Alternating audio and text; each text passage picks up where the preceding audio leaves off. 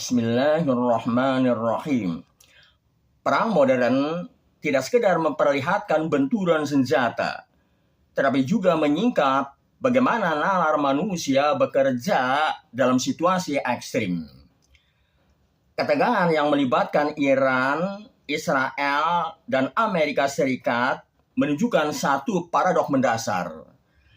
Kecanggihan strategi berkembang pesat, namun orientasi moral tidak selalu mengiringinya.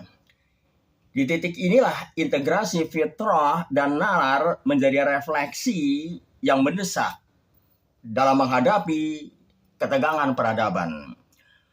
Dalam tradisi Islam, fitrah adalah orientasi ontologis manusia menuju kepada kebenaran.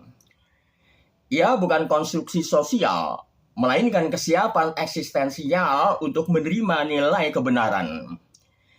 Imam An-Nawawi menegaskan, as-sahihu annal murada bil fitrati huna al-isti'dadu liqabulil haqqi wal mailu ila tauhidi.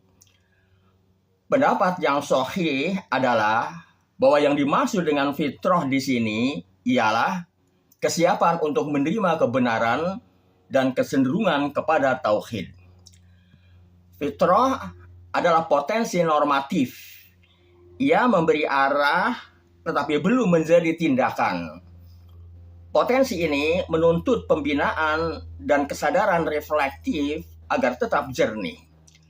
Tanpa proses tersebut, fitrah dapat tertutup oleh ambisi kekuasaan, fanatik kelompok, dan lain-lain. Fitrah yang sehat tidak condong pada agresi. Ia cenderung pada keadilan dan penjagaan kehidupan.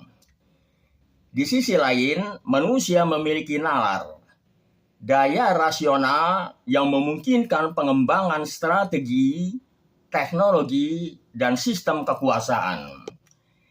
Ibnu Sina menjelaskan dinamika akal.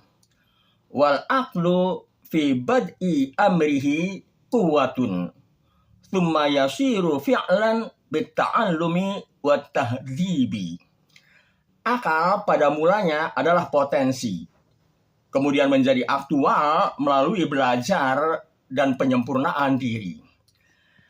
Nalar yang teraktualisasi melahirkan kalkulasi geopolitik dan kecanggihan militer yang presisi.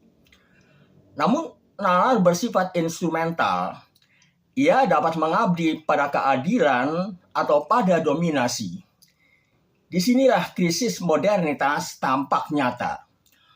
Profesor Dr. Muhammad Naqib mengingatkan, the crisis of the modern age is a crisis of knowledge, because knowledge has lost its purpose and its proper place in the hierarchy of being.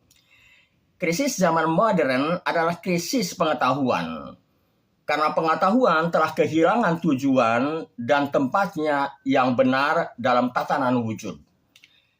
Krisis pengetahuan adalah krisis orientasi nalar. Ketika nalar terlepas dari fitrah, ia berubah menjadi alat legitimasi kekuasaan. Dalam konteks perang, rasionalitas instrumental dapat membenarkan tindakan selama konsisten secara strategi, meskipun tidak selaras dengan nilai kemanusiaan.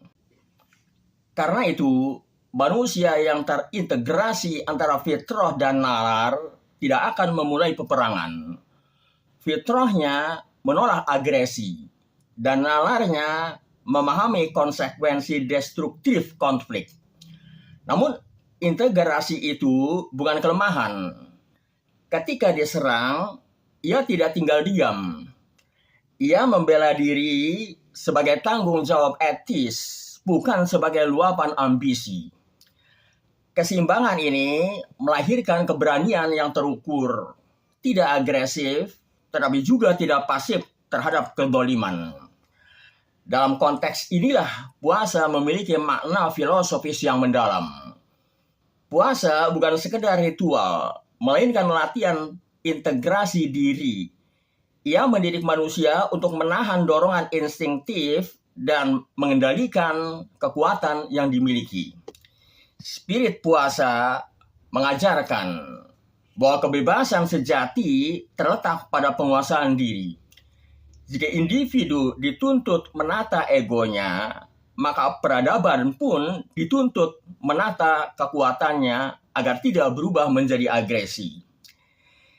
Integrasi fitrah dan nalar menjadi fondasi menghadapi ketegangan peradaban. Fitrah memberi arah nilai, nalar memberi daya realisasi. Tanpa fitrah, nalar menjadi liar. Tanpa nalar, fitrah menjadi lemah dan tak berdaya. Peradaban yang matang adalah peradaban yang memadukan keduanya. Tajam dalam berpikir, jernih dalam nurani. Ia tidak memulai konflik, tetapi siap mempertahankan martabat ketika diserang. Tidak tunduk pada agresi, namun juga tidak terjebak dalam ambisi penaklukan. Pada akhirnya, krisis perang modern adalah cermin krisis integrasi dalam diri manusia.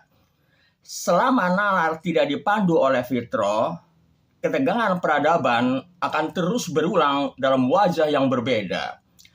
Masa depan dunia tidak hanya ditentukan oleh kesanggihan senjata, tetapi oleh kualitas manusia yang mengendalikannya. Manusia yang cerdas sekaligus terkendali, kuat sekaligus bermoral. Wallahu a'lam bishawab.